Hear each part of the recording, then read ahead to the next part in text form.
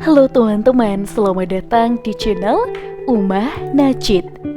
Islam adalah agama yang sempurna dan menyeluruh. Setiap perintah dan larangan dalam ajaran Islam memiliki tujuan yang mendalam, termasuk larangan memakan daging babi. Dalam Al-Quran, larangan ini sangatlah jelas disebutkan, salah satunya dalam surah Al-Baqarah ayat 173. Sesungguhnya dia hanya mengharamkan bagimu bangkai, darah, daging babi dan binatang yang disembelih dengan menyebut nama selain Allah. Larangan ini bukan tanpa sebab.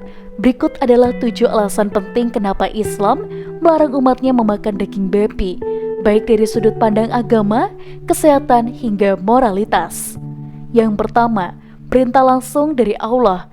Alasan utama dan paling mendasar adalah karena larangan ini adalah perintah langsung dari Allah Subhanahu wa Ta'ala. Sebagai Muslim, kita diperintahkan untuk taat terhadap apa yang diperintahkan dan menjauhi apa yang dilarang. Allah yang menciptakan manusia tentu paling mengetahui apa yang terbaik untuk hambanya.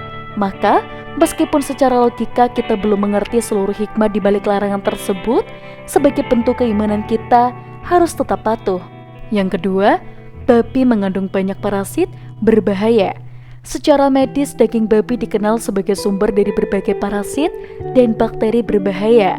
Salah satunya adalah Trichinella spiralis yang menyebabkan penyakit trichinosis, serta cacing pita dan virus hepatitis E.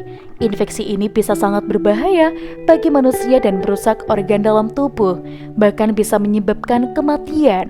Oleh karena itu, dari sisi kesehatan, daging babi memang terbukti beresiko tinggi. Yang ketiga, babi adalah hewan pemakan segala. Omnivora kotor. Babi merupakan hewan pemakan segala termasuk sampah, bangkai, kotoran manusia dan hewan lainnya. Sistem pencernaannya sangatlah berbeda dengan hewan yang disembelih secara halal. Babi tidak memiliki kelenjar keringat, sehingga racun dari makanan yang dikonsumsinya tidak keluar melalui keringat, melainkan tersimpan dalam dagingnya. Racun-racun inilah yang bisa membahayakan tubuh manusia jika dikonsumsi. Yang keempat, daging babi tinggi lemak jenuh dan kolesterol. Kandungan lemak jenuh dan kolesterol dalam daging babi sangatlah tinggi, yang dapat menyebabkan penyakit kronis seperti tekanan darah tinggi, obesitas, dan penyakit jantung. Dalam jangka panjang, konsumsi daging babi berlebihan akan berdampak buruk pada kesehatan manusia. Islam sangat menjaga prinsip mencegah lebih baik daripada mengobati, dan pelarangan ini sejalan dengan prinsip itu. Yang kelima, babi tidak bisa disembelih dengan cara Islam.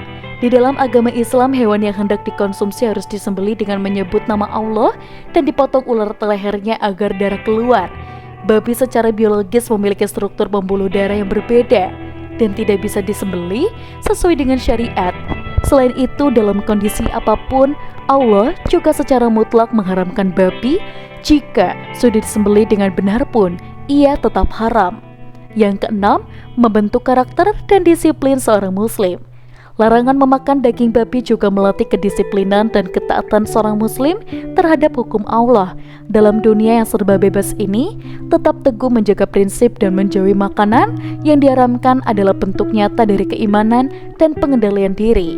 Ini menunjukkan bahwa seorang muslim bukan sekedar mengikuti nafsu, tetapi tunduk pada aturan ilahi. Yang ketujuh, menjaga identitas dan kesucian jiwa.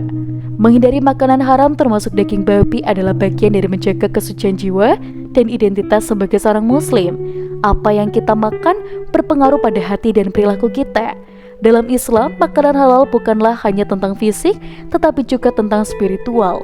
Makanan haram dapat mengeraskan hati, menghambat doa dan menjatuhkan dari rahmat Allah.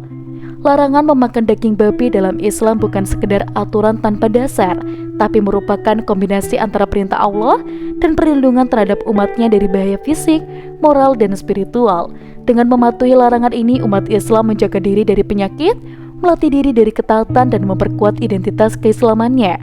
Karena itu, marilah kita senantiasa istiqomah dengan menjauhi yang haram dan mengkonsumsi makanan yang halal saja.